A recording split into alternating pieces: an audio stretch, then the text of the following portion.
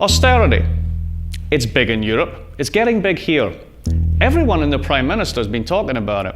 But what is it? It's the common sense on how to pay for the massive increase in public debt caused by the financial crisis, mostly through the slashing of government services. First you take on debt, then you pay it off. Sounds simple, right? Unfortunately, it's never that simple because austerity confuses virtue with vice. Let me explain why. Now that supposedly the worst of the crisis is over, there's debt everywhere. Credit cards, mortgages, government debt. This is the part you know. But we need to remember how we got here.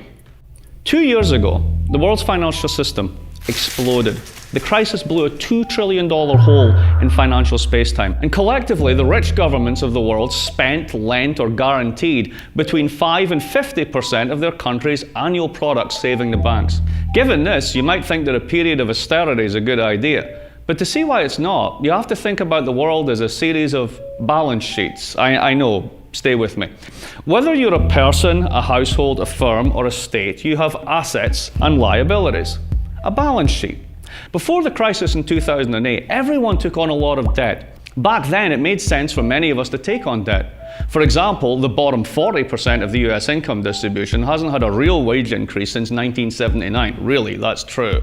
Corporates, especially banks, did the same, but they did it to make money rather than to pay the bills.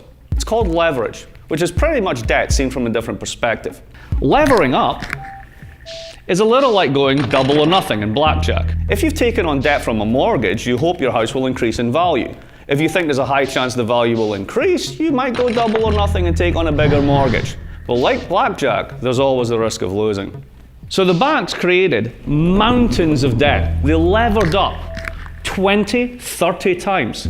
It was like they'd pushed in all the blackjack chips, but each chip was just an IOU. So when it all went wrong, governments felt they had to step in and bail them out because they'd become too big to fail. This is where the balance sheet problem comes in and why the common sense of austerity is not so simple. If you're levered up in debt and your assets lose value, your house or your housing derivatives portfolio if you're a bank, your balance sheet as a whole is now underwater. When this happens, whether you're a corporate treasurer or a single mom, if you've got cash coming in, you'll want to pay down the debt to bring your balance sheet above water rather than spend money, which means no one is spending. And that's when the government comes in. If the whole private sector is deleveraging, paying back debt, then government automatically levers up to compensate.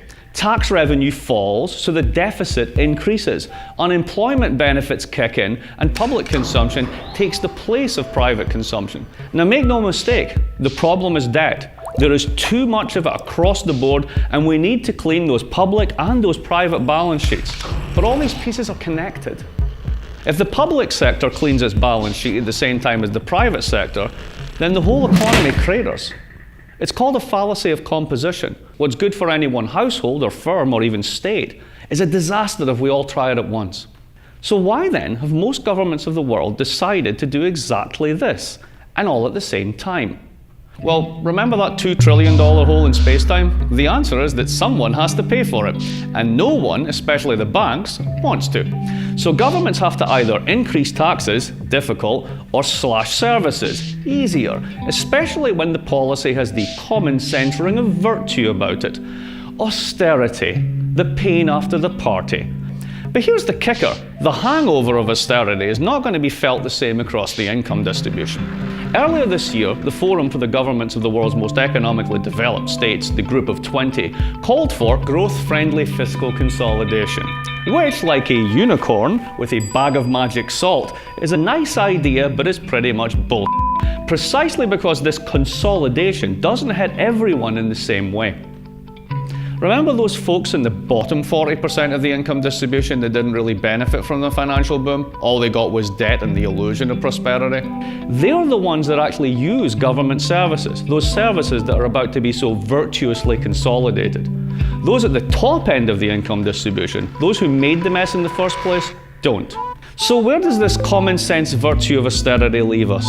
It leaves us in a cycle, where those at the bottom end of the income distribution pay for those at the top, with the same stagnant and skewed incomes that now buy less in a more unequal and unstable economy. There's a term for this, class politics, and it usually ends badly. This common sense of austerity, of reducing public debt all at once through slashing services, involves a question of equity. Who pays and who doesn't? Those who made this mess won't, while those who already paid for it through the bailouts will pay again through austerity.